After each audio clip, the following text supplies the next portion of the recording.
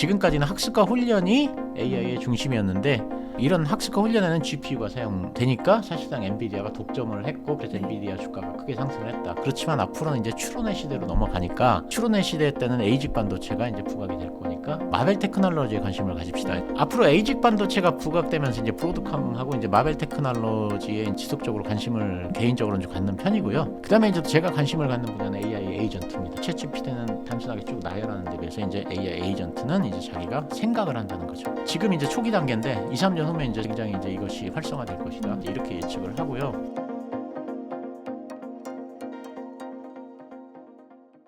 안녕하세요. 인터뷰 진행을 맡은 카프카입니다. 오늘은 천백만 작가님 모시고 주식시장에 대한 이야기 나누어 보도록 하겠습니다. 작가님 안녕하세요. 네, 안녕하세요. 예, 네. 네, 오랜만입니다. 네. 예, 새해 복 많이 받으세요. 네, 새해 복 많이 받으십시오. 네, 감사합니다. 네. 간단하게 인사 네, 부탁드립니다. 안녕하세요. 저는 그 네이버 프리미엄 컨텐츠 하고요. 유튜브에서 천백만 TV라는 그 재테크 채널을 운영하고 있습니다. 주로 그 성장주하고 이제 비트코인 투자에 대해서 말씀 많이 드리고 있는데요. 또 성장주 패러다임이라는 책을 또 작년에 쓰기도 했고요. 그 성장주하고 이제 비트코인 관심 있으신 분들한테 컨텐츠 제공하려고 노력하고 있고요. 여기 그 성령길 TV에는 제가 10월에 한번 출연하고 이번에 두 번째입니다. 예, 반갑습니다. 예. 2025년을 맞이해서 이제 또 작년에 네. 한 해 동안 주식시장이 어떠했는지를 조금 정리해보는 시간을 가져보면 어떨까 싶은데요. 네. 24년 각 나라별 주식시장은 좀 어땠을까요? 예, 뭐 사실 아시다시피 미국 시장은 뭐 좋았고요. 그러니까 뭐 우리나라가 안 좋았다는 건 이제 네. 다들 아시는 거니까 뭐 따로 뭐 많이 설명드릴 필요는 없을 것 같은데 그래도 이제 간단히 이제 제 생각입니다. 제 생각을 좀 말씀드리자면 이제 미국 시장이 이제 좋았던 원인은 여러 가지가 있는데 지금 이제 글로벌 트렌드가 AI이지 않습니까? 근데 AI 혁신 기업들이 전부 이제 미국에 다 몰려 있습니다. 그래서 이제 가장 빠르게 성장하는 기업의 주식을 사려면 이제 미국에 가는 수밖에 없고요. 그래서 이제 전 세계 투자금이 이제 미국으로 몰리면서 미국 주식이 좋았다고 생각을 하고요. 그다음에 또 여러 가지 이유로 이제 달러가 또 강세를 보였습니다. 그래서 이제 미국이 자금을 이렇게 흡수하기에 좋은 여건이었다고 생각을 하고요. 그리고 이제 또 고금리가 유지가 됐는데 이 특히 미국 같은 경우 이제 금리가 높았지 않습니까? 그래서 이제 고금리인 상황에서는 이제 주변국의 경제가 이제 불안해지는 경우가 많습니다. 그래서 예를 들면 이제 브라질 헤와라 같은 경우에도 작년에 27%인가 이제 헤와라 가치가 하락을 했습니다. 그래서 이제 우리나라 브라질 국채 투자하신 분도 많은데 이제 그 굉장히 머리가 아프다고 이제 그러시더라고요. 네. 그리고 이제 러시아 우크라이나 뭐 전쟁도 있었고 이스라엘 하마스 간에 뭐 분쟁도 있었고 해서 국제 정세도 여러 가지 또 불안한 면도 있고 해서 이럴 때면 이제 또 불안한 신흥국보다는 아무래도 이제 미국으로 자금이 더 몰리는 것 같고요.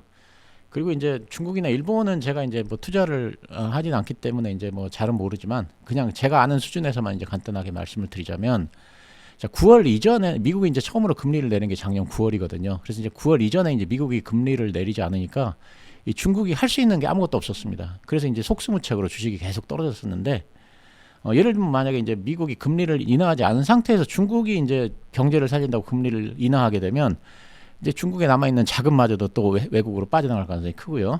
그래서 이제 아무것도 못하고 속수무책이었는데 이제 마침 연준이 이제 9월에 이제 금리를 0.5% 내리니까 이때다고 이제 기다렸다는 듯이 이제 중국에서 대규모 부양책을 딱 발표를 했습니다. 그래서 뭐 지급 준비율을 0.5% 낮춘다든가 부동산 관련해서도 이제 핵심이 부동산이니까 미상한 주택 담보 대출에 대해서 이제 금리를 또 0.5% 낮춘다든가 뭐 여러 가지 정책을 폈고요. 그래서 이제 그때 이제 딱 이 정치가 나오면서 그냥 그야말로 중국 증시가 이제 로켓처럼 막 그냥 크게 상승을 했었는데 그 이후로는 다시 주춤해진 상태긴 한데 며칠 전에 보니까 이제 최근에 골드만삭스가 이제 중국 증시가 금년 연말까지는 20%가량 또 상승할 거니까 중국 증시에 관심을 갖자 이제 이렇게 골드만삭스에서 말을 했습니다. 일본은 이제 2023년부터 이제 크게 상승을 했는데요. 이제 그 당시 그 워런 버핏이 이제 기억나실지 모르겠는데 중국 증시 주식하고 이제 그 대만의 TSMC 주식을 팔면서 지정학적 리스크 때문에 다 판다 막 이러고 딱 떠나면서 대신에 이제 일본 증시에 들어가서 종합상사 주식을 샀죠. 그러니까 이제 그러면서 또 일본에 직접 이 워렌 버핏 할아버지는 잘 움직이지도 않는데 그때는 또 이상하게 또 일본까지 가셨습니다. 그래갖고 막 일본을 이렇게 앞으로 더 사겠다 막 이러니까 이제 워런 버핏을 따라서 중국을 탈출했던 자금이 이제 또 대부분 일본으로 들어가면서 이제 일본 주식의 급등을 이끌었는데 그 당시 이제 해외 투자자 비중이 이제 70%까지 올라갔었습니다. 그래서 이제 일본 주식 시장에서는 그 당시 일본 증시의 상승이 다 워런 버핏의 덕분이다 이렇게 얘기했고 워런 버핏을 따라와 들어온 사람들을 미니 버핏이라고 이제 그 당시 그렇게 불렀습니다. 24년은 아니고 2023년이지만 그 후로 이제 일본의 주가가 급등하면서 일본 경제가 장기 침체에서 벗어나는 그런 이제 선순환 사이클을 그렸고요. 그래서 이제 임금도 올라가고 그러다 보니까 이제 경제 지표도 개선되고 해서 드디어 이제 작년 7월 31일 날 이제 금리를 0.25%로 올렸죠. 그러면서 이제 마이너스 금리를 벗어났고요. 그리고 오늘하고 내일 아마 그 일본에서 통화정책 회의가 열리는데 아마 금리를 0.25% 인상할 것으로 이제 그렇게 예상이 되고 있습니다. 그래서 요번에 이제 금리를 0.25% 올리면 0.5%가 되니까 2008년 10월 이후에 최고 수준의 금리가 되는 겁니다. 예. 방금 말씀해 주신 것처럼 일본이 금리를 올릴 것으로 예상이 되는데요. 네.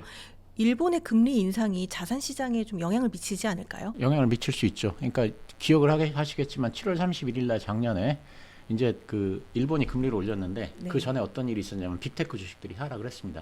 그래서 빅테크 주식들이 하락하고 일본의 금리가 오르면서 그게 이제 두 개가 겹쳐가지고 네. 8월 초에 그 한번 폭락이 왔지 않습니까? 엔케리 청산이 예, 있었습니다. 사실 이제 그래서 그때 아직 청산되지 않은 금액들이 남아 있는데 뭐 지금 또 청산된다기보다 이제 만약에 빅테크 주식들이 빠지지 않으면 뭐 그래도 괜찮겠지만 빠지면서 동시에 또 금리를 올리게 되면 이제 사람들이 그 또 다시 청산되는 거 아닌가 하는 그런 공포가 있을 네. 수 있어서 사실은 미리 주식을 팔 수도 있어가지고 그런 경우에는 또 타격이 올 수 있다고 생각합니다. 어느 정도 영향은 있겠네요. 어느 정도 영향은 심리적으로라도 최소한 네. 영향은 있다고 네. 생각합니다. 예.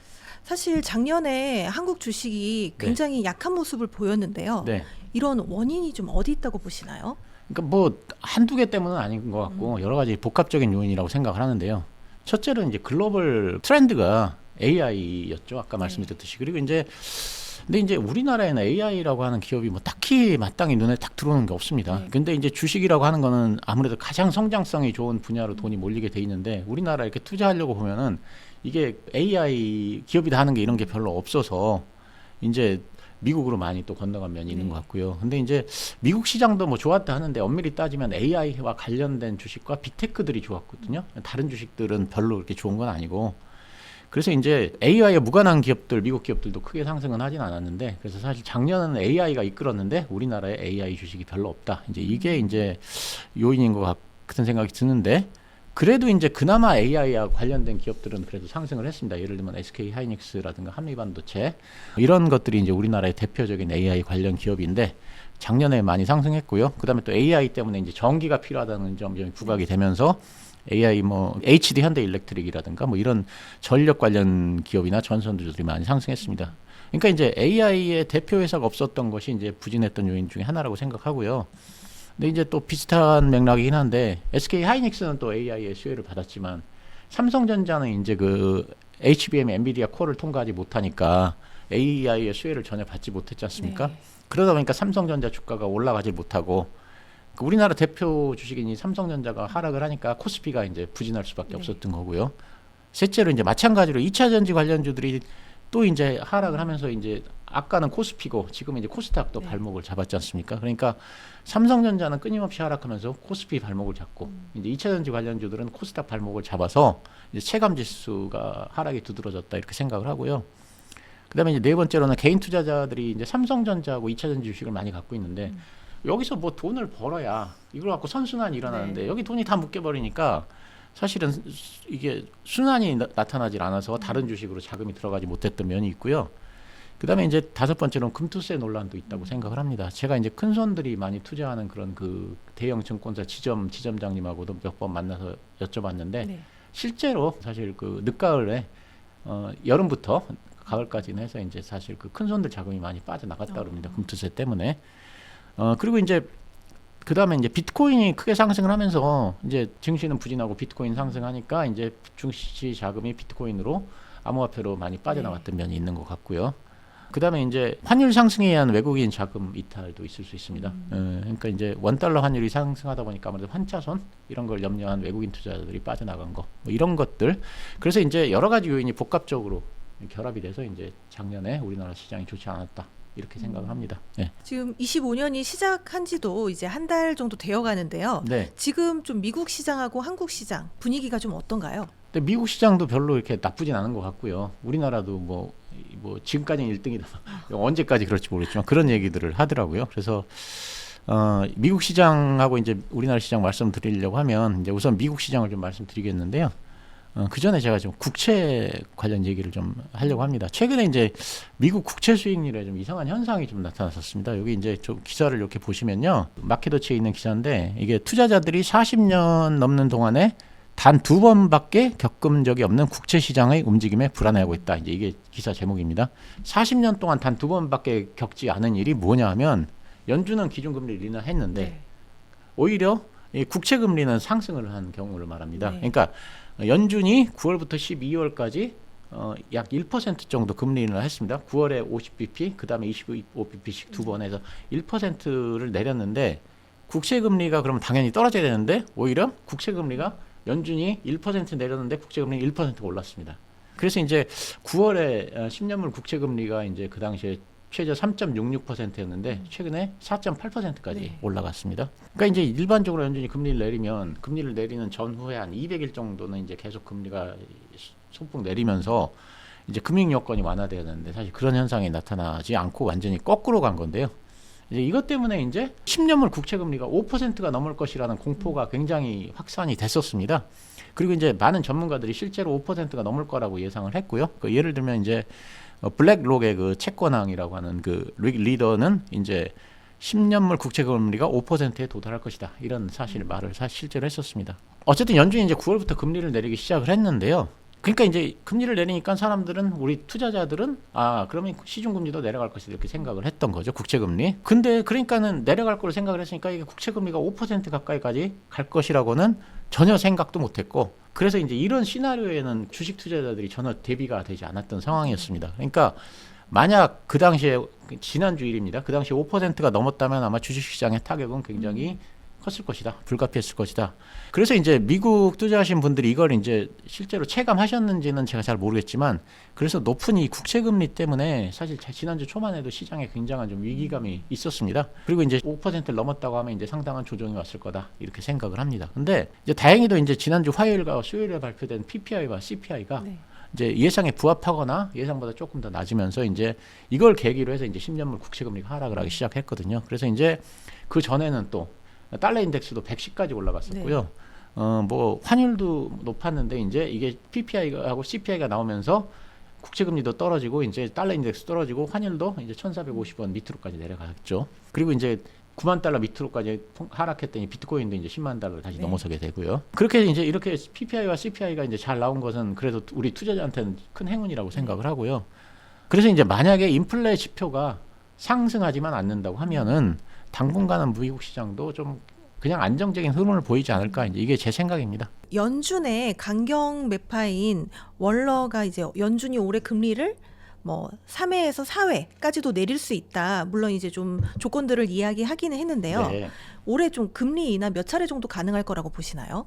글쎄 그거는 뭐 제가 이제 잘 모르겠고요. 사실은 잘 모르겠고 이게 이제 연준 월러 이사가 했던 말에 대한 이제 배경을 좀 사실은 알 필요가 있는 것 같은데요. 아까 말씀드렸듯이 이제 PPI와 CPI가 잘 나오면서 인플레이션에 대한 우려가 줄었고요. 그래서 4.8%까지 올라갔다 이제 국채금리가 하락을 했는데요. 여기서 더 좋아지도록 결정적인 역할을 한 게 이제 이 크리스토퍼 월러 연준 이사의 발언입니다. 네. 그래서 이제 월러 이사는 연준의 2인자고요. 그래서 이제 월러 연준 이사가 CNBC와 인터뷰에서 CPI 데이터가 좋았다. 이제 이렇게 얘기를 하면서 이렇게 인플레가 계속 완화된다면 금년 상반기에 이제 금리 인하를 하는 것이 합리적이라고 하면서 이제 3월에 금리 인하 가능성을 이제 얘기를 했습니다. 그러면서 이제 인플레가 연준의 목표치인 2%에 수렴하는 모습을 보여준다면 이게 가정이죠. 네. 이제 그래서 올해 2번만 금리를 내리는 게 아니고 3-4번 금리를 내릴 것이다. 이렇게 얘기를 했고요. 근데 이제 이전에 그러니까 지난주 월요일만 해도 이게 완전히 시장이 달랐었습니다. 그래서 이제 지난주 초만 해도 금리 인하는 올해는 없다 이런 의견이 사실 굉장히 많았고 심지어는 이제 금리를 인상할 수 있다 이런 의견도 많았습니다. 그래서 예를 들면 이제 1월 9일에 이제 보우먼 연준 이사가 뭐라고 했냐면 자기가 12월에 25bp 내리는 거에 동의를 했지만 이렇게 동의를 했던 이유는 이게 마지막 금리 인하이기 때문에 자기가 동의를 했다 이제 이렇게 얘기를 하면서 한동안은 금리 인하는 없다 사실 이렇게 얘기를 했고요. 이것 때문에 또 시장에 상당히 부정적인 영향이 갔던 것도 사실입니다. 근데 이제 월러 이사가 이제 이렇게 상당히 비둘기파적인 발언을 하면서 이제 투자자들이 다시 또 기준금리가 인하될 수 있구나 이런 희망을 가지면서 이제 증시에 또 호재로 작용을 했습니다. 그래서 이제 연준 월러 이사는 이제 1월 8일에도 이제 비슷한 말을 했었는데요. 이제 미국 경제가 강력하고 소비자들의 지출도 탄탄하기 때문에 통화 정책을 좀 여유롭게 시간을 갖고 판단할 수 있다. 그러면서 이제 고용과 관련해서도 이제 수요가 낮아지고 이직률하고 임금 성장률이 둔화되긴 하지만 해고율이 낮기 때문에 연준의 장기적 목표에 부합된다. 뭐 이러면서 하여간 올해 추가금리 인하를 지지한다. 뭐 이렇게 얘기했고 트럼프 관세가 인플레에 미치는 영향은 별로 없다. 이제 이렇게 얘기를 했죠. 근데 이제 연준의 부의장이 마이클 바라는 분이었는데요. 이분이 이제 부의장 집에서 사임을 하고 그냥 이사직만 수행하겠다고 했습니다. 근데 이제 마이클 바 부의장은 이제 재직 시에 굉장히 좀 강력한 금융 규제를 추진을 하면서 이제 월가의 아이비들이 이제 굉장히 반발을 했거든요. 그래서 트럼프가 당선이 되고 나서 트럼프 측 인사들이 이 부의장을 해임하는 거를 이제 논의를 했는데 이거를 듣고서 이제 마이클 바 부의장이 이제 막 변호사도 만나고 하면서 굉장히 개인적으로 심각하게 받아들였다 그러더라고요. 그래가지고 이제 사임을 했어요. 사임을 했는데 그래서 이제 그 트럼프 측에서 이제 월러 연준 이사를 그럼 부의장으로 올릴까 하는 이제 한번 생각을 했는데 9월에 이제 연준이 금리를 내릴 때 트럼프 측은 이거는 그 바이든을 도와주기 위해서 일부러 내리는 거다. 사실 그래서 정치적인 결정이다 이렇게 굉장히 반발을 했는데 그때 이제 이 금리 인하를 주도했던 인물 중에 한 명이 이제 월러 이사죠. 그래가지고 이제 이 사람은 너무 정치적이다 해서 이제 이번에 부의장에 배제를 했다 그러더라고요. 그런 면으로 봤을 때는 이분이 약간 정치적인 색깔도 있지 않나. 근데 그렇다면 이제 상반기 금리 인하 발언도 트럼프 대통령을 좀 의식한 거 아닌가. 사실 이런 생각을 하고 있습니다. 그러니까 이제 뭐 이건 그냥 개인적인 생각이니까요. 그냥 이렇게 무시하시면 되고요. 그리고 이제 이게 이제 미국 증시에 대해서 말씀드리고요. 그다음에 우리나라 상황은 미국보다 더 좋을 걸로 개인적으로는 생각을 하고 있습니다. 왜냐하면 우선 작년에 9.6% 코스피가 하락을 했고요. 코스닥은 21.7%가 하락을 했거든요. 그러니까는 여러분들이 국장에 투자했는데 16%가 덜 깨졌다. 그러면 잘한 거라고 봐야 되는 거죠. 네. 예. 그런가요? 예. 왜냐하면 코스피와 코스닥 평균에만 16% 마이너스 네. 되니까. 그렇게 이제 이렇게 많이 하락했다는 건 이제 금년에 상승할 여지가 크다. 이렇게 봐야 되고요. 그래서 이제 금년에 계엄 뭐 이런 걸로 여파로 경제가 좀 위축됐으니까 상반기에는 역대급으로 자금을 풀 것이고 그렇게 되면 이제 정치가 시간이 지나면 안정이 되고 그러면 이제 어차피 투자 심리도 안정되고 유동성도 많이 풀리고 해서 우리나라 시장도 좋을 거라고 생각을 하고요. 참고로 유동성이 풀려서 오르는 장세는 경제가 나쁜 거하고는 관계없습니다. 경제가 나빠도 유동성이 풀리면 시장은 올라갑니다. 네. 예. 그래서 우리나라 시장은 일단 호재가 있는 상황이라고 생각을 하고요. 그래서 올해는 국장을 떠나지 말고 좀 투자를 해보자 이런 말씀을 제가 드립니다. 사실 뭐 각종 지표가 안정적으로 나온다면은 미국에서는 이제 추가 금리 인하를 하겠다고 이야기를 한 상황이잖아요. 예. 그렇다면 금리 인하가 이제 추가적으로 이루어진다면 이게 이제 주식 시장에는 또 어떤 영향을 미칠까요? 그러니까 금리 인하가 좀 될 가능성은 있다고 생각합니다. 왜냐하면 제가 보기에는 그 파월 의장이 트럼프 대통령을 이기기 좀 어렵지 않을까. 트럼프 대통령은 계속 금리 인하를 주장하니까 그래서 이제 그럴 가능성이 있다고 생각을 하는데 근데 이제 아까 말씀드렸듯이 연준이 9월부터 12월까지 1% 금리를 낮췄음에도 불구하고 10년물 국채 금리는 오히려 1%가 상승을 했거든요. 그러니까 이제 인플레가 제대로 안 잡힌 상태에서 만약에 금리를 인하하면 시장이 이걸 그대로 순순하게 받아들일까? 이거는 잘 모르겠어요. 그건 쉽지 않다 생각하고요.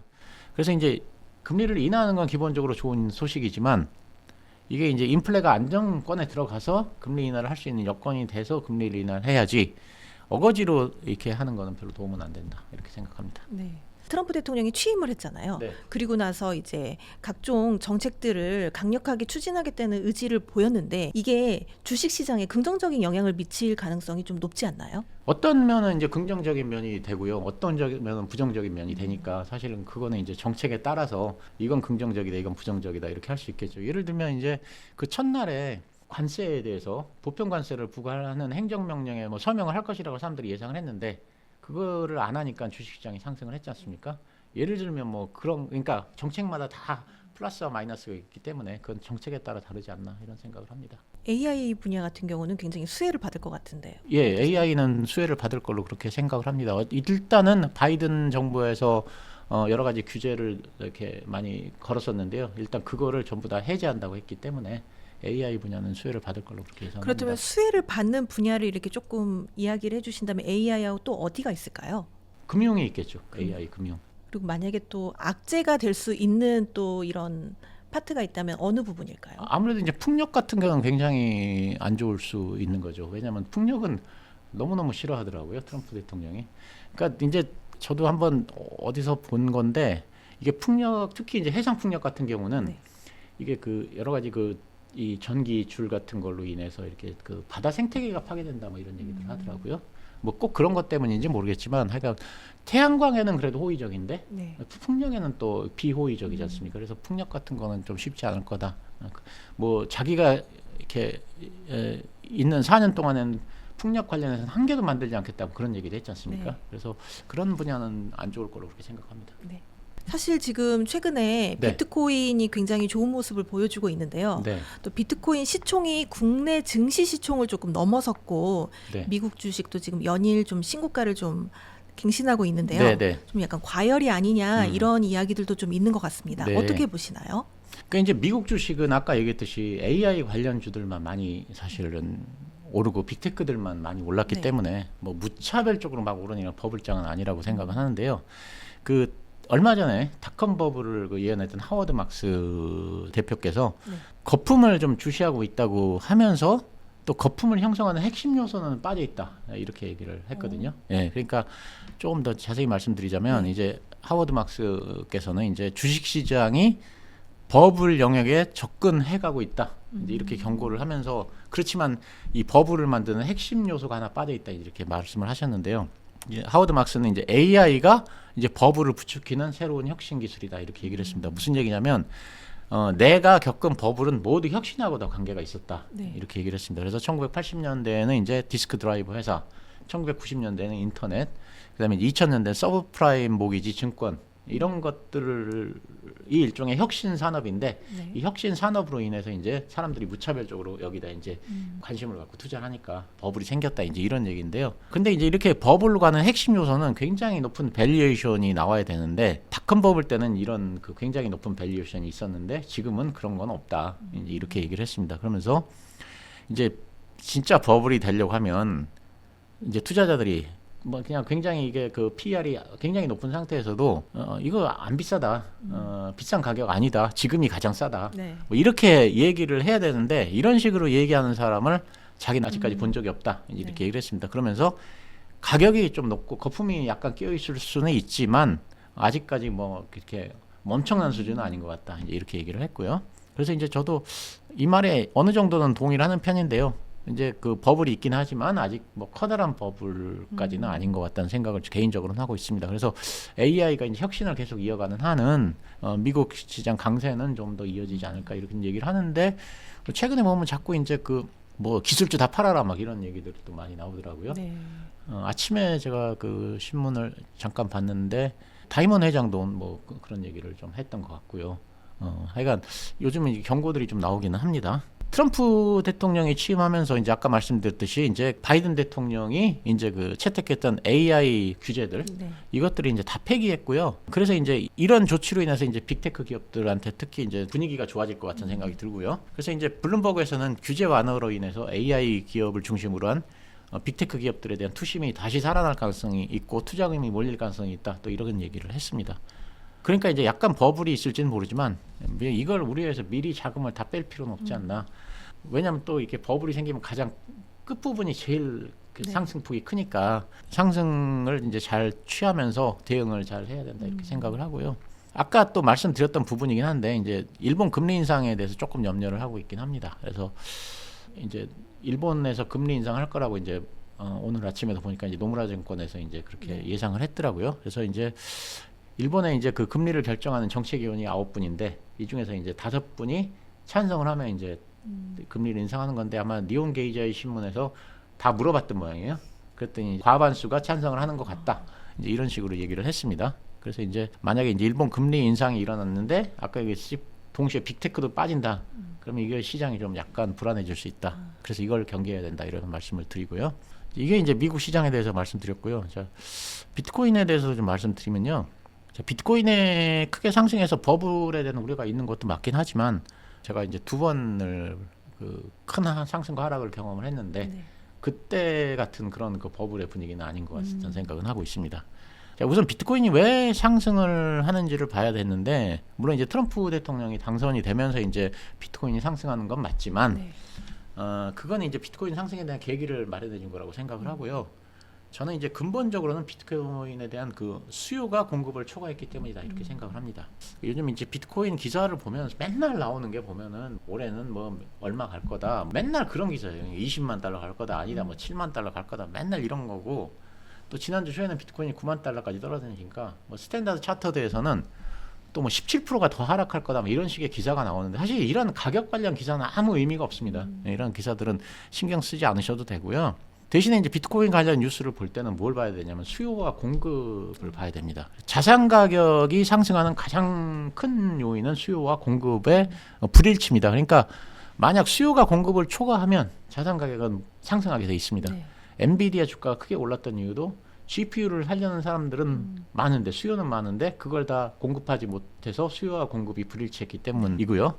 그래서 이제 공급에 비해서 수요가 엄청나게 많다 이러면 이제 가격은 오르게 돼 있는데 비트코인은 저는 그런 관점에서 봐야 된다 이렇게 생각을 합니다. 비트코인 채굴이 이제 2,100만 개로 한정이 돼 있지 않습니까? 근데 이제 비트코인을 찾는 수요가 계속 늘어나면 공급은 한정돼 있는데 계속 많은 사람이 찾으면 이제 수요는 늘어날 거고 그럼 모자랄 거고 그럼 가격은 올라가지 않을까? 이런 생각을 하기 때문에 비트코인 투자자가 유심히 봐야 하는 거는 수요가 얼마나 증가하느냐 이걸 봐야 된다고 생각합니다. 그런데 이제 앞으로 비트코인의 수요가 이제 폭발적으로 증가할 몇 가지 요소가 있습니다. 오늘 그걸 좀 말씀드리려고 하는데요. 네. 예. 첫째는 이제 기업의 수요입니다. 기업. 마이크로 스트래티지 주가가 1년 사이에 작년에 뭐 700% 이상 상승을 네. 했거든요. 그래서 이제 작년에 가장 많이 오른 주식 중에 하나가 됐고요. 나스닥 100 지수에도 편입이 됐죠. 왜 이 주식이 올랐냐? 다들 아시다시피 비트코인을 계속 사들였기 네. 때문입니다.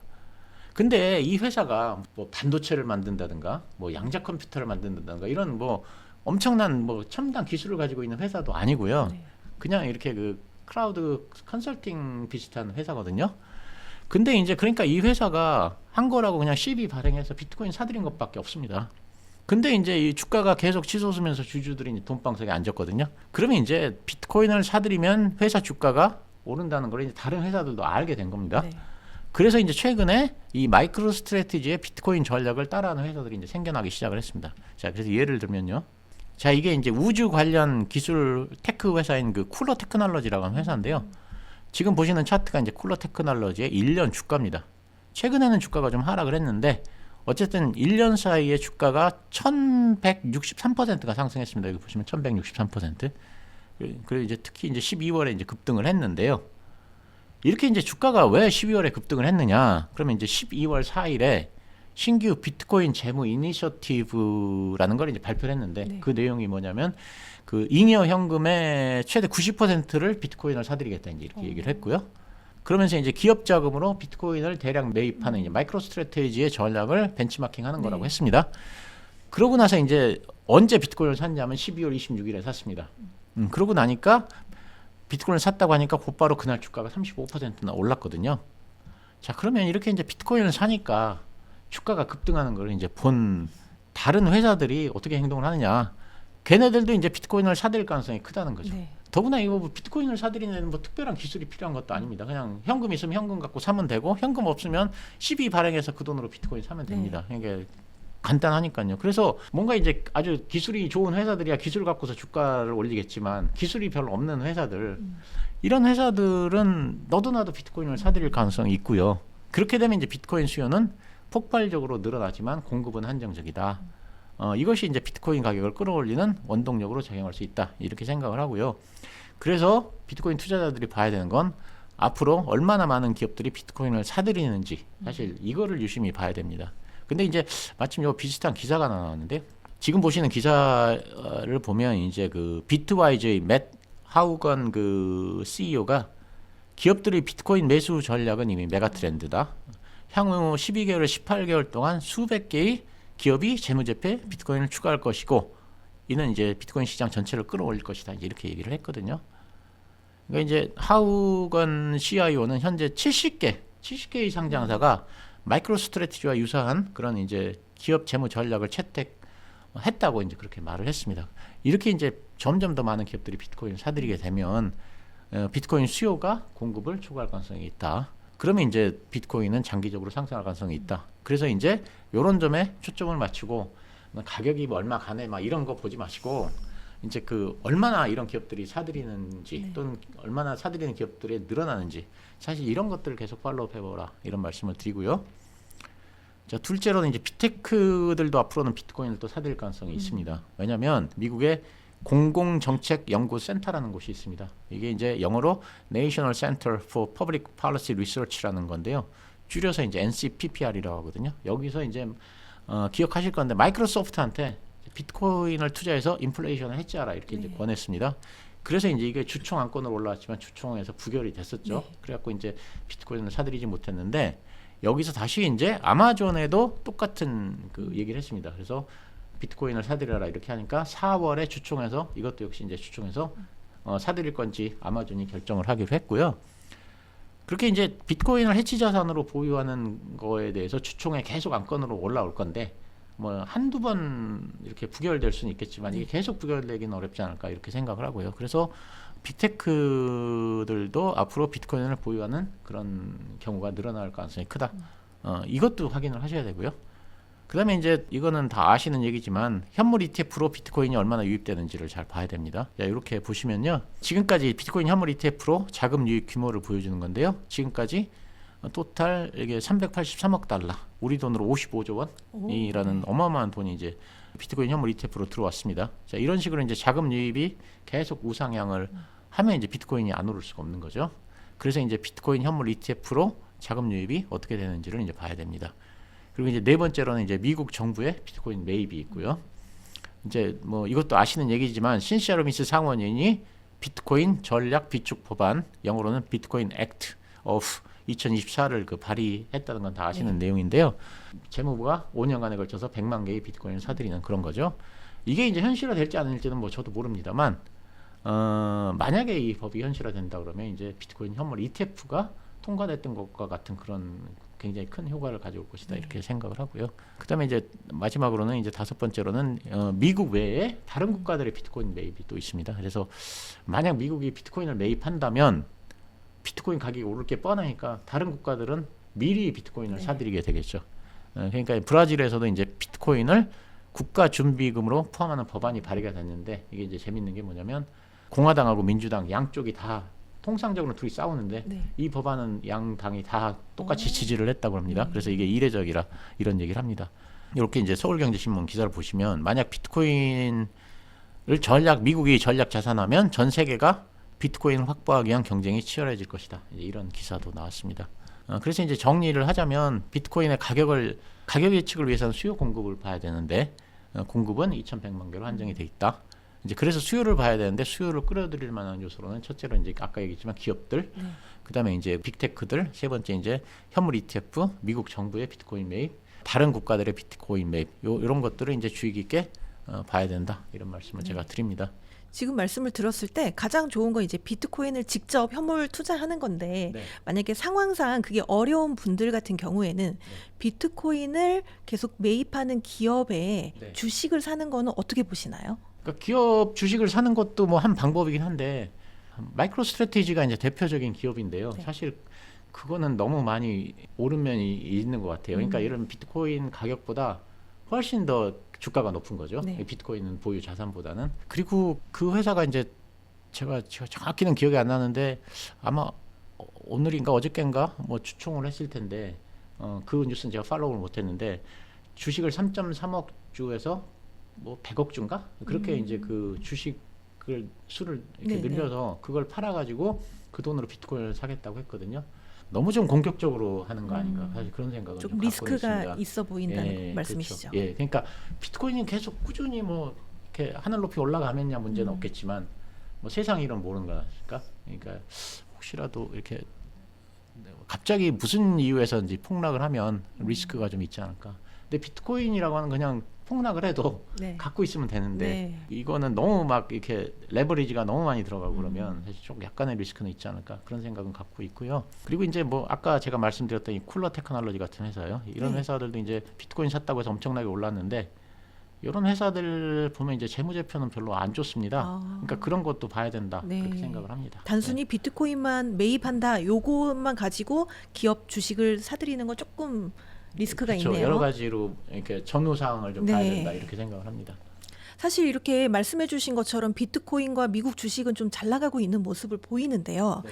현재 좀 한국 주식 같은 경우는 바닥이라는 이야기들이 많습니다. 사실 또 위기일 때가 오히려 기회라는 말이 있듯이 지금 같은 시기에 좀 국내 주식에 투자하는 게 좋은 기회가 될까요? 뭐 주식이라고 한 건 뭐 사실 며느리도 모르니까 뭐라고 말씀은 할 수 없지만 저는 개인적으로는 아까 말씀드렸듯이 올해는 한국 주식이 좀 좋을 거로 생각해서 작년보다는 좀 비중을 키워야 되지 않나 이런 생각을 하고 있습니다. 그렇다면 이제 모든 분들이 마찬가지겠지만 이제 주어진 그 투자 자금은 한정되어 있으니까요. 네. 이게 포트폴리오를 이렇게 좀 나눠서 하실 텐데 미국 주식과 비트코인 그리고 한국 주식 어떤 곳에 이렇게 투자를 더 많이 하는 게 더 좋을까요? 저는 이제 기본적으로는 이제 제가 이제 제 채널에서도 얘기하는 게 투자의 목적은 노후 준비거든요. 네. 저는 그래서 항상 이제 무슨 이걸로 돈을 벌어서 무슨 뭐 이렇게 좋은 차를 사거나 네. 뭐 명품을 사거나 이런 거 말고 노후 준비를 위해서 투자를 하자 이제 이런 말씀을 드리고 그래서 제가 이제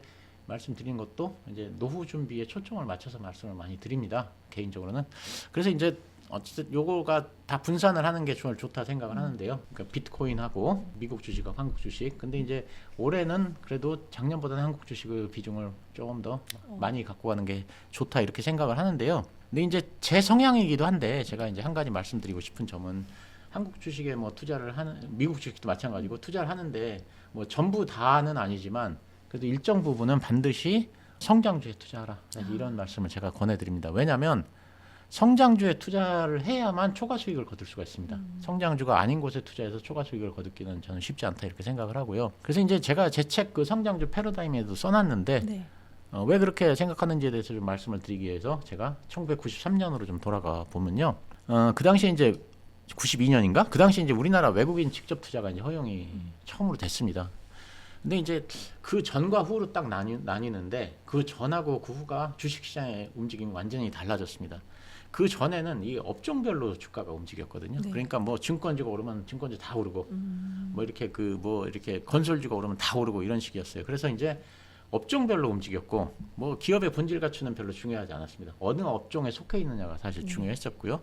그리고 이제 루머나 이런 게 중요했었습니다. 그래서 예를 들면 뭐 그 당시에 이제 중동 붐이 한창이었다고 치셨을 때 어느 건설회사 사장이 비행기 탔다더라 중동으로 가는 거. 그럼 이제 그 건설주가 다 오르고 네. 이런 식이었죠. 근데 이건 이상하게 생각 안 했어요. 왜냐하면 주식이란 게 원래 그런 거다. 이렇게 그 당시에는 정의를 내렸습니다. 데피니션을. 그 당시 80년대 말에서 90년대 초까지 우리나라 시장을 주도했던 업종은 금융, 건설, 무역해서 트로이카 많이 들어보셨을 텐데요. 트로이카 종목들이었거든요. 근데 이제 92년에 외국인들이 들어오면서 이제 개별 종목마다 다 자산 가치, 수익 가치를 따지기 시작을 했습니다. 그래서 이제 처음으로 들어온 게 이제 저 PER이라는 개념인데 그러면서 이제 한국이동통신, 태광산업, 대한화성, BYC 이런 이제 주식들이 이제 올랐거든요.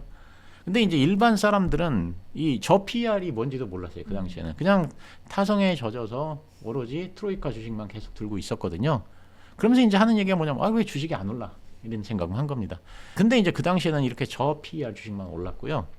트로이카 종목들은 안 올랐는데 트로이카 종목의 시가총액이 컸기 때문에 이 트로이카 종목이 안 오르니까 코스피는 작년같이 그냥 지지부진한 겁니다. 그러니까 이제 사람들은 주식이 안 올랐다고 생각을 한 거죠. 근데 이제 그 아까 말씀드렸던 태광산업, 대한화성 이런 종목들은 굉장히 생소한 종목들이었어요. 네. 그러니까 사람들이 살 엄두도 못 냈고 또 저 PER이라는 게 뭔지도 몰랐고 그러니까 근데 이제 주식은 안 오르니까 이제 또 불평을 했는데 또 막 이상한 종목들 아까 말했던 저 PER 종목들 들어보지도 못한 대한화성, 태광산업 이런 것만 오르니까 이게 주식이 좀 이상하다. 주식시장이 미쳤다 막 이런 얘기를 했었죠. 그러다가 어떤 일이 있었냐면 이제 태광산업이 대우전자의 시가총액을 넘어갔어요. 근데 이제 그 당시에 대우전자면 우리나라 대우그룹의 간판 회사인데 네. 이 이름도 듣도 보도 못한 태광산업이 대우전자의 시가총액을 넘어가니까 이제 난리가 난 거죠. 이거는 뭐 받아들일 수가 없다 이렇게 된 거죠. 이건 뭐 시장이 미쳤고 말도 안 된다 이렇게 얘기를 한 거죠. 근데 이 당시에 이제 투자그룹의 실적이 아주 명확하게 갈렸습니다. 그래서 주식에도 시대 정신이라고 하는 게 있는데 그 당시의 시대 정신은 저 PER이었습니다. 저퍼. 그래서 이제 겉으로는 시장이 작년하고 비슷합니다. 하락한 것처럼 계속 그렇게 보였지만 이런 시대적 흐름을 잘 읽고서 저 PER 주식을 받아들인 사람은 그 당시에 10배, 100배씩 돈을 벌었습니다. 그래서 존 리 선생님이 그때 100배 벌었다고 한 때가 이때입니다. 네. 예. 그때 이제 그런 것이 않고 그냥 과거에 사로잡혀가지고 이거 왜 안 올라 이러면서 트로이카 종목들만 들고 있는 사람은 1992년부터 1998년까지 한 번도 트로이카 주식은 상승하지 못하고 수년간 하락만 하다가 IMF 때 전부 부도나서 없어져 버렸습니다. 예. 자 그러면 이제 그 당시의 시대 정신은 저 PR인데 지금의 시대 정신은 뭐냐? 네. 성장주라고 저는 생각을 하거든요.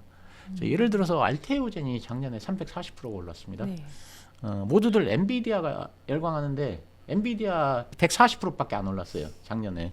그러니까 알테오젠이 엔비디아보다 2배가 더 올랐거든요. 근데 알테오젠은 2023년에는 적자 기업이에요. 그리고 작년에도 2분기, 3분기 연속 적자가 났습니다. 네. 4분기는 아직 실적 발표 안 했으니까 제가 어떻게 될지 모르겠고요. 그렇게 해서 이제 사실 2분기, 3분기 계속 영업 적자가 난 회사고요. 근데 시가총액은 20조가 되면서 코스닥 1등 기업이 되는 겁니다. 그래서 몇몇 사람들이 이건 말도 안 된다 이런 얘기를 하는데요. 그렇게 말도 안 된다고 생각하는 사람은 뭐냐면 옛날에 태광산업이 대우전자 시총을 넘어갔을 때 말도 안 된다고 생각했던 사람과 네. 같은 논리라고 생각합니다. 그래서 제가 투자자들이 주식을 볼 때 뭘 보냐면 지금은 되게 현재를 보거든요. 네. 근데 이제 현재가 아니고 미래를 봐야 되는데 예를 들면 지금 주식이 좋고 안 좋고 이게 중요한 게 아니고 3년 후가 어떻게 될 것인가 사실 이걸 봐야 되는데 예를 들어서 지금은 적자를 보는 기업인데 3년 후에 1조 원을 버는 회사 이 회사하고 지금도 1,000억을 버는데 3년 후에도 1,000억을 버는 회사 어느 회사가 더 좋느냐 그러면 지금은 적자지만 앞으로 1조를 벌 회사 이런 회사가 훨씬 좋다는 거죠. 그러니까 알테오젠이 이런 회사에 속하는 거죠. 앞으로 많은 돈을 벌어들일. 그러니까 이것이 이제 성장주고 이런 개념을 이해를 해야 되는데요. 그래서 이제 1990년대에 저 PER을 이해했던 사람과 이해하지 못했던 사람이 수익률이 뭐 굉장히 차이가 많이 났듯이 저는 지금도 이제 성장주라는 걸 원리를 이해하는 사람과 이해하지 못하는 사람은 이제 수익률 차이가 굉장히 클 것이라고 생각을 하는데요. 그래서 제가 드리는 말씀은 사실 작년에 이 국장이 안 좋았다고 생각을 하는데 사실은 꼭 그렇진 않다는 거죠. 왜냐하면 성장주를 잘 골라서 투자한 사람들은 굉장히 큰 수익을 냈습니다. 아까 얘기했지만 알테오젠 네. 같은 경우에 뭐 300 몇십 %가 올랐고요. 뭐 알테오젠 특별한 경우 아니냐는데 꼭 그런 건 아니고 성장주들은 굉장히 많이 올랐습니다. 뭐 예를 들면 뭐 제가 투자했던 삼천당제약 같은 경우도 제가 산 가격에서 최대 250%가 올랐었고요. 예, 뭐 이게 또 다른 종목도 최대 200%까지 또 올랐었던 종목도 있고 그래서 성장 중에서 굉장히 오른 종목들이 많고 그래서 성장주에 잘 투자한 사람들은 작년에 수익을 봤습니다. 그래서 네. 시대 정신이 성장주라는 거를 이해하고 성장주에 관심을 갖자 이런 말씀을 드리는데 그렇다고 또 여기 몰빵하자는 얘기는 아니고 일정 부분은 반드시 성장주를 편입을 해야 된다 이렇게 생각을 합니다. 그렇다면 지금 말씀해주신 대로 성장주에 관심을 가지면 좋을 것 같은데 올해 좀 어떤 그 구체적으로 좀 종목을 좀 관심 가지면 좋을까요? 아, 예. 저는 그래서 이제 그 성장성이 크고 미래의 실적이 좋아질 종목에 관심을 가져야 한다고 생각을 하는데요. 이미 지금 올해 들어서 많이 올라서 뭐 얘기는 좀 드리기는 그런데 하여간 제가 연초부터 관심을 가졌던 종목은 이제 뭐 레인보우 로보틱스 로봇 관련주라든가 그리고 많이 이제 올랐죠. 예, 최근에 많이 올랐죠. 네. 전력기기 관련주인 HD 현대일렉트릭 그다음에 이제 원전 대표주 그다음에 이제 HBM 관련된 SK 하이닉스 한미반도체 뭐 이런 것들이 다 이제 AI 관련 성장주라고 생각을 하거든요. 그래서 이런 섹터들에 현재 저는 이제 관심을 가지고 있는데 오늘 시점으로는 좀 너무 많이 오르긴 했는데 네. 이게 종목을 얘기해도 되는지 모르겠는데 저는 이제 개인적으로는 또 안 오른 종목 중에서 또 현대건설도 관심을 좀 가지고 있습니다. 왜냐하면 현대건설이 어저께 실적 발표를 했는데 1조 2,500억인가 뭐 하여간 그 정도 적자가 났는데 적자를 다 털었더라고요. 그러면서 이제 앞으로는 성장할 일이 좀 남았다고 네. 생각하는데 특히 이제 현대건설의 원전 관련도 좀 눈여겨서 볼 필요가 있거든요. 근데 이제 원전이 올해 굉장히 좋은 섹터이기 때문에 현대건설도 뭐 원전 관련 분야가 좀 부각이 되면 그리고 이제 지금 완전히 바닥 상태니까 이런 것도 저는 눈여겨 보고 있습니다. 만약에 이제 오르지 않은 주식을 찾으러 가면 네. 근데 이제 이거 매수나 매도 추천 절대 아니라는 거 다들 아시죠? 네. 예, 스스로 공부해 보셔야 됩니다. 한국인이 가장 많이 보유하고 있는 주식으로 유명한 엔비디아에 대해서 좀 여쭤보려고 하는데요. 네, 네. 최근에 이제 엔비디아가 좀 힘이 좀 빠지고 있다 이런 이야기들이 많이 있습니다. 올해 네. 또 목표가가 또 하향됐다는 기사들도 나오고 있는데요. 네. 좀 엔비디아 어떻게 보시나요? 예, 그 기사가 네. 보면 이제 그 경제신문 기사인데요. 홍콩 샹하이 HSBC가 이제 그 목표가를 뭐 195달러에서 185달러로 낮췄다. 사실 이런 건데요. 이제 목표가 낮춘 이유가 보니까 이제 데이터 센터 매출의 전망치를 좀 낮췄더라고요. 그래서 이제 내년 상반기에 성장 동력이 좀 성장 여력이 약할 것으로 전망된다고 이제 HSBC에서 그렇게 예상을 했던데요. 이제 여기 더해서 이제 기술 결합 문제도 좀 불거졌었고요. 발열 문제. 그다음에 이제 또 미국 반도체 수출 통제 때문에 이제 그 수익성 둔화 우려가 이제 또 좀 커지는 상황이기도 하고, 이게 좀 구체적으로 말씀드리면 이제 디인포메이션이라는 이제 전문 IT 전문 매체가 블랙웰의 발열 문제로 주문이 연기됐다. 이렇게 이제 보도하면서 마이크로소프트, 아마존, AWS, 뭐 구글, 메타 이런 데들이 이제 블랙웰 주문을 일부 취소했다. 이제 이 기사가 났는데, 이건 이제 상당 부분 사실이 아닌 걸로 이제 그렇게 밝혀졌다고 해야 될 것 같습니다. 이제 그 블랙웰 결합 문제에 대해서 이제 TSMC 실적 발표였던 것 같은데, 그때 이제 그 웨이저자 회장의 발언이 있었는데, 웨이저자 회장이 이제 엔비디아가 자사의 그 첨단 패키지 공정인 코웍스 주문을 최근 줄였다는 소문은 아니다, 예, 하고 이제 일축을 했고요. 네. 젠슨왕 CEO도 마침 이때 이제 대만을 방문했거든요. 대만을 방문해서 블랙웰 결합을 이제 기자들이 물어보니까 TSMC에 대한 엔비디아 주문은 오히려 늘렸다고 했거든요. 그리고 이제 그러면서 이제 제조 공장도 또 발전된 방향으로 전환하고 있는데, 그런 새로운 발전된 공정으로 엔비디아 칩이 생산되고 있다. 이제 이렇게 얘기를 해서 블랙웰 생산에는 별 문제가 없는 것 같습니다. 그래서 발열 문제로 뭐 줄였다고 하는 건 아닌 것 같고요. 그러면서 이제 이 TSMC가 2025년에는 AI 가속기 수요가 2024년에 비해서 이제 2배가 될 것이라고 또 했고요. 5년간 계속 40%씩 성장할 것이다. 이렇게 예상을 했습니다. 이 말은 이제 엔비디아 칩 수요가 계속 증가할 거라는 그런 의미니까, 엔비디아 칩의 수요 축소, 아까 HSBC에서 얘기한 거, 그거는 크게 걱정할 문제는 아니라고 생각을 합니다. 근데 또 이제 어저께 발표된 건데, 이제 소프트뱅크, 오라클, 오픈 AI가 뭐 스타게이트라고 네. 하는 그런 이제 합작사를 설립해서 이제 하이퍼스케일러를 만든다고 그렇게 했는데요. 투자금이 뭐 700조라 그러더라고요. 700조가 넘는다고.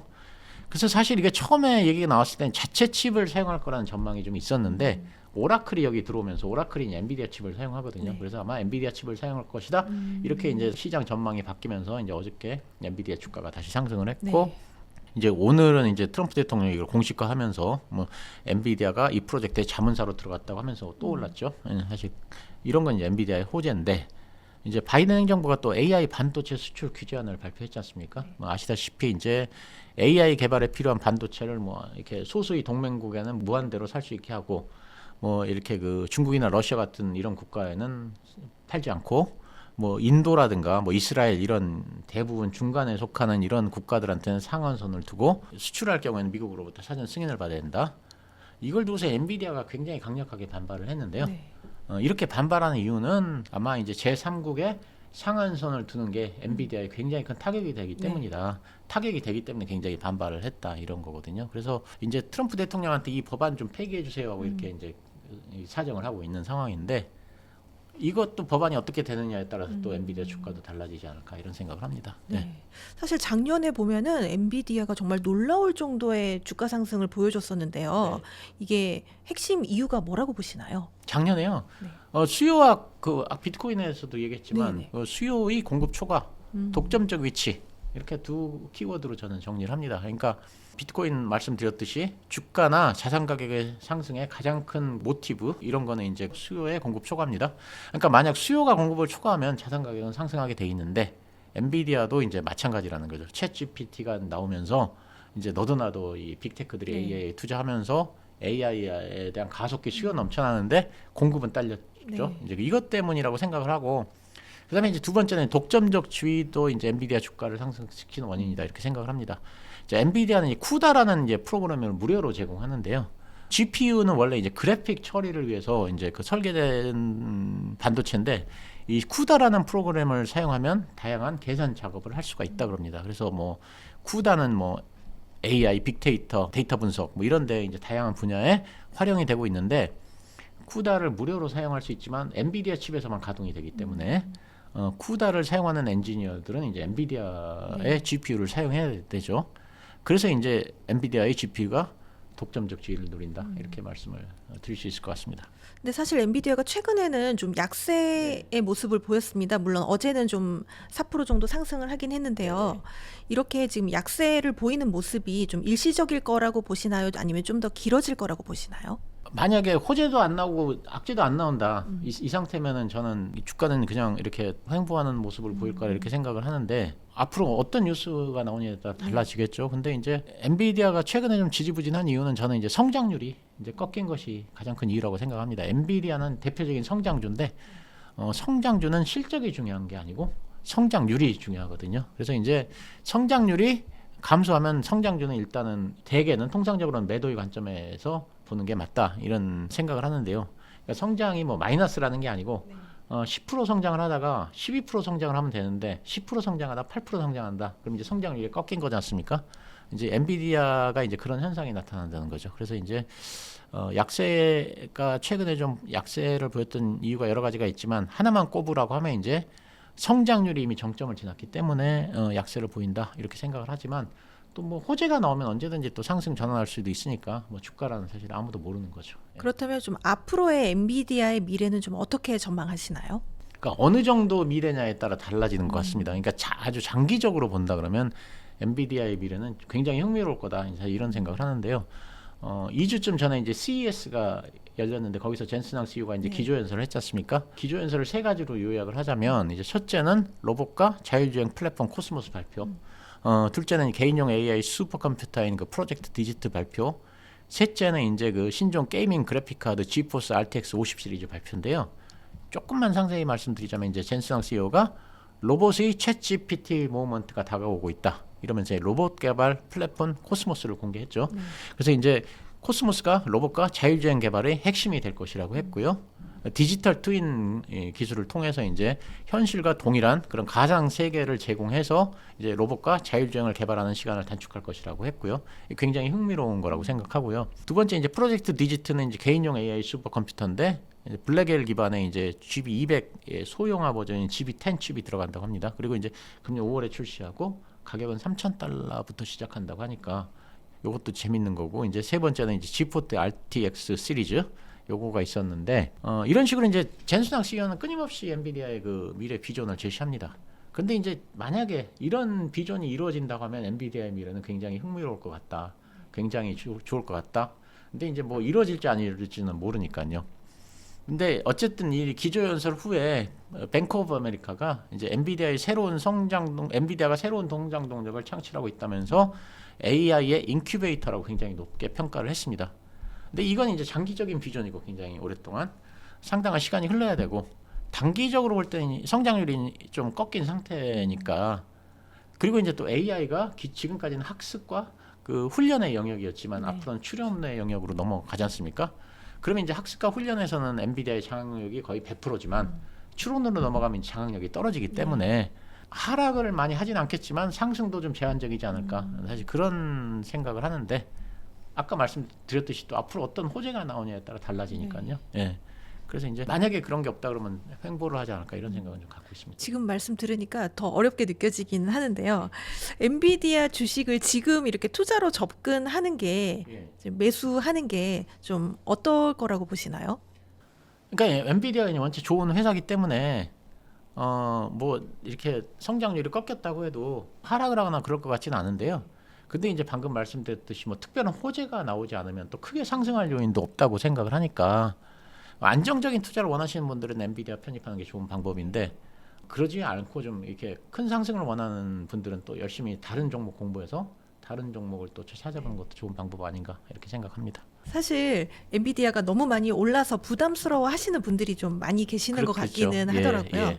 그래서 좀 엔비디아 말고 좀 관심을 가지면 좋을 그런 미국 주식, 네. 제2의 엔비디아가 될 수 있는 그런 주식 좀 어떤 게 있을까요? 뭐 제2의 엔비디아까지는 잘 모르겠고요. 제가 이제 지난번에 출연을 해서 에이직 반도체에 관심을 가져야 된다고 하면서 이제 마벨 테크놀로지 말씀을 드렸습니다. 그 당시에 제가 뭐라고 했냐면 10월 기준입니다. 지금까지는 학습과 훈련이 AI의 중심이었는데 이런 학습과 훈련에는 GPU가 사용되니까 사실상 엔비디아가 독점을 했고 그래서 네. 엔비디아 주가가 크게 상승을 했다. 그렇지만 앞으로는 이제 추론의 시대로 넘어가니까 추론의 시대 때는 에이직 반도체가 이제 부각이 될 거니까 마벨 테크놀로지에 관심을 가집시다. 이제 이렇게 얘기를 하면서 제가 그때 비트코인 채굴을 가지고 막 설명을 좀 해드렸어요. 네. 기억나실지 모르겠지만 그 당시에 이제 그래서 한번 찾아봤습니다. 여기 오기 전에 그랬더니 10월 15일이었는데 그 당시 마벨 테크놀로지 주가가 $79 정도였고요. 지금이 125달러? 오. 그러니까 이제 한 60% 정도 네. 수익률이 났을 것 같은데 여기 성정길 TV 보시는 분들 좀 사셔서 한 60% 수익 났으면 좋겠습니다. 어쨌든. 네. 근데 이제 앞으로 에이직 반도체가 부각되면서 이제 브로드컴하고 이제 마벨 테크놀로지에 이제 그 지속적으로 관심을 개인적으로는 좀 갖는 편이고요. 그다음에 이제 제가 관심을 갖는 분야는 AI 에이전트입니다. 네. 저도 AI 에이전트 공부하려고 여러 책도 뒤지고 자료도 찾고 했는데 이제 제가 지금 말씀드린 거는 저도 이제 책에서 갖고 온 거다 이런 말씀을 드리는데요. 에이전트는 이제 대리인을 말하는 거고요. 그래서 AI 에이전트라고 하면 내가 할 일을 대신해 주는 AI 이렇게 이제 개념을 이해를 하면 됩니다. 그러니까 이제 AI 비서 정도로 생각할 수 있고요. 지금 사용하는 AI 챗봇에 비해서는 이제 한 단계 발전된 형태다 이렇게 얘기를 할 수 있습니다. 예를 들면 이제 여행 스케줄을 잡아달라 뭐 이렇게 이제 AI한테 에이전트한테 부탁을 하면 AI 에이전트는 이제 그 예산이 얼마입니까 이렇게 물어보고 뭐 예산 안에서 또는 예산을 물어보지 않고도요. 주인의 허락을 맡아서 이메일 같은데 액세스를 할 수가 있거든요. 네. 그러면 그 자료를 다 뒤져서 이제 그 뭐 여행 스케줄이라든가 예산이라든가 이런 걸 다 자기가 알아가지고 그 범위 내에서 호텔도 잡고 또 의뢰인이 좋아하는 뭐 이태리안을 좋아한다면 이탈리안 네. 식당도 잡고 이런 식으로 하는 거거든요. 그러니까 이제 챗GPT 지금 많이 사용하는데 이제 챗GPT는 이렇게 자료를 요청하면 자료를 쭉 나열하는 형식이죠. 근데 AI 에이전트는 사용자가 요청한 의도를 파악해서 이제 최적의 답을 내놓는 거죠. 예를 들면 사용자가 핸드폰 요금 좀 알려달라고 하면 이제 그 AI 챗봇은 정보를 쭉 탐색해서 베이직 요금제는 어쩌고 얼마고 스탠다드 요금제는 이런 혜택이 있고 얼마고 뭐 프리미엄 요금제는 이렇게 쭉 나열을 하는데 AI 에이전트는 이제 요청하는 사람이 해외 통화를 얼마나 하는지 이제 그런 것도 좀 보고 그다음에 데이터를 얼마나 쓰는지 이런 것도 보고 해서 본인에게 맞는 그런 거를 이제 추천을 하는 거죠. 그래서 이렇게 이제 AI 에이전트에는 추론 기능이 이제 포함된다는 것이 이제 챗GPT와 차별점인데요. 그러니까 이제 챗GPT는 단순하게 쭉 나열하는 데 비해서 이제 AI 에이전트는 이제 자기가 생각을 한다는 거죠. 그래서 이제 하나 예를 들자면 이제 2024년 주식 투자 실적 보고서를 좀 만들어 달라 이렇게 요청을 하면 AI 에이전트는 일단은 실적이 얼마인지 모르니까 이 의뢰인의 주식 계좌로 들어가서 실적을 갖고 오고요. 그다음에 이제 네이버나 이런 데 들어가서 코스피나 뭐 나스닥이나 이런 게 얼마나 올랐는지 요거를 좀 보고요. 그다음에 이제 파워포인트로 가가지고 그래프도 그리고 이렇게 해가지고 이제 보고서 형식으로 쭉 정리를 합니다. 그래가지고 이제 검산을 좀 한 다음에 이게 좀 잘못됐다 그러면 다시 또 계산을 해서 만드는 데까지 1분도 안 걸린다고 합니다. 와. 예. 그래서 이제 AI 에이전트가 사람도 아닌데 뭐 네. 스스로 커서도 움직이고 버튼도 클릭하고 텍스트도 이제 스스로 입력하는 이런 거를 하는 거죠. 그래서 이제 사실 이런 것과 이제 앞으로 지금 이제 초기 단계인데 2, 3년 후면 이제 굉장히 이제 이것이 활성화될 것이다. 이렇게 그러니까 실제적으로 비서가 하는 정도 일을 할 것이다. 네. 2, 3년 후에 이제 이렇게 예측을 하고요. AI 에이전트는 여기서 그치는 게 아니라 이제 굉장히 그 고난도의 수학과 과학 문제도 이제 사실 풀 수가 있다 그럽니다. 그래서 이제 인턴이나 비서는 고난도의 수학과 과학 문제 못 풀잖아요. 네. 그러니까 사실은 그러니까 이제 그 비서나 인턴 이상의 일을 한다 이렇게 네. 볼 수 있는 거고요. 이게 이제 제가 갖고 왔는데 이렇게 시장 규모가 이제 굉장히 커집니다. 마켓을 보면은 AI 에이전트 시장 규모가 2023년 48억 달러에서 2030년에는 285억 달러로 연평균 43%가 늘어나는 거고요. 그리고 이제 조금 더 말씀드리자면 이제 AI 에이전트는 이제 추론 능력이 있는데 이 추론 능력을 이해하기 위해서는 인퍼런스하고 리즈닝의 차이를 이해해야 되는데 네. 인퍼런스라고 하는 건 속도와 효율성을 굉장히 중요하게 생각합니다. 근데 이제 지금은 이게 중요한 것보다는 리스닝, 그러니까 논리적으로 생각하고 복잡한 문제를 해결하는 이게 더 중요해지는 거거든요. 그래서 이제 지금은 기존까지는 인퍼런스에서 지금은 리스닝으로 속도는 덜 중요하고 대신에 퀄리티와 정확성이 더 네. 중요한 이런 시장으로 바뀌어가고 있는데 그래서 이걸 제가 이제 정리를 했는데요. 학습과 훈련 단계에서 추론 단계로 진화하고요. 추론은 인퍼런스와 리스닝으로 구분되는데 인퍼런스는 속도와 효용성을 중시해서 의뢰인의 요구에 빠른 속도로 반응하는 걸 중시하고 리즈닝은 논리적이고 단계적인 사고 과정을 통해서 복잡한 문제를 해결하는 걸 중시하고요. 그래서 이제 이 AI 에이전트는 이제 리즈닝 쪽으로 많이 이제 발전이 되는 거죠. 그래서 이제 이런 관점에서 볼 때 오픈 AI의 O1이라고 하는 게 있습니다. 이게 이제 지금까지 AI가 발전해온 방향과 완전히 다른 방향인데 이전까지는 AI 모델들이 학습과 훈련 단계에서 훈련한 거 이상의 큰 성과를 못 냈습니다. 그러니까 덧셈 뺄셈을 가르치면 덧셈 뺄셈을 굉장히 잘하고 빨리 하고 이런 정도였는데 이제 지금은 이런 O1 같으면 덧셈 뺄셈 뭐 곱셈 나눗셈을 가르치면 뭐 이렇게 뭐 미분 적분까지도 예를 들면 한다든가 뭐 이런 식이 되는 거죠. 그래서 이제 이게 O1에서 이제 좀 발전된 O3 버전을 발표를 했는데 이게 이제 그 O3가 자기가 생각을 하거든요. AI가. 그래서 이제 짧게는 몇 초 생각을 하고 길게는 몇 분을 생각을 합니다. 그래서 이제 이용자가 이제 세팅을 해놓습니다. 30초만 생각해. 그럼 30초 생각하고 답을 내놓고 뭐 최대 3분까지 생각해. 그럼 3분 생각하고 답을 내놓는데 답이 다르죠. 정교하기가. 3분을 생각하면 훨씬 더 정확한 답이 나오는 거죠. 그러니까 생각하는 시간이 길어질수록 대답은 정교하고요. 그래서 이제 추론이 가능한 AI 에이전트가 탄생할 수 있는 기반이 됐다. 이렇게 되고요. 그래서 이제 그 오픈 AI의 지금 O1, O3를 말씀드렸는데 이제 오픈 AI뿐 아니고 이제 구글도 제미나이 2.0을 공개를 했는데 역시 생각하고 기억하고 계획하며 사람 대신에 조치를 취해줄 수 있다. 이제 구글이 이렇게 얘기를 했고요. 근데 이런 추론 과정에도 아까 얘기 드린 그 에이직 반도체가 들어갑니다. 그래서 이제 제가 에이직 반도체하고 AI 에이전트에 저는 개인적으로 관심을 갖고 있다. 이렇게 얘기를 드리는 거고요. 에이직 반도체는 이렇게 말씀드렸듯이 이제 브로드컴, 마벨 이런 데가 있고 AI 에이전트로는 이제 뭐 아마존, 메타, 마이크로소프트, 구글 뭐 이런 빅테크들이 지금 다 여기 꽂혀갖고 다 관심이 있습니다. 이런 식으로. 네. 근데 이제 이런 빅테크들은 회사 규모가 굉장히 크기 때문에 AI 에이전트 때문에 뭐 주가가 크게 오르거나 내리거나 그렇죠. 하는 건 별로 없으니까 AI 에이전트를 전문적으로 하는 회사를 좀 보고 있거든요. 이렇게 예를 들면 세일스포스라든가 이런 회사가 이제 AI 에이전트에 좀 특화된 회사입니다. 그래서 개인적으로는 이런 회사에 관심을 가지고 있는데 이것도 이제 제가 뭐 제 생각을 말씀드리는 거고 제가 좀 갖고는 있는데 저도 뭐 공지 없이 언제라도 내일이라도 팔아볼 수 있기 때문에 매수나 매도 추천 아니라는 점 말씀드리고요. 관심이 있으시면 한번 공부해 보시라 이런 말씀을 제가 드립니다. 관심 있으신 분들은 참고 삼아서 그 부분을 좀 공부해 보시면 네. 되게 도움이 될 것 같습니다. 네네네. 예, 오늘도 정말 긴 시간 동안 좋은 말씀을 너무 많이 해주셨는데요. 네, 오늘 먼저 감사드리고요. 네, 감사합니다. 네. 예. 마지막으로 저희 성공의 진심인 구독자분들께 한 네. 말씀 부탁드립니다. 작년에 우리나라 그 국장이 너무 안 좋아서 네. 고생들을 많이 하셨는데 올해는 하여간 그래도 좀 좋지 않을까 이런 생각을 합니다. 그래서 국장 떠나지 마시고 하여간 그 공부 열심히 하셔서 좋은 성과 내시기 바랍니다. 성공투자 기원합니다. 감사합니다. 네, 감사합니다. 고맙습니다. 네.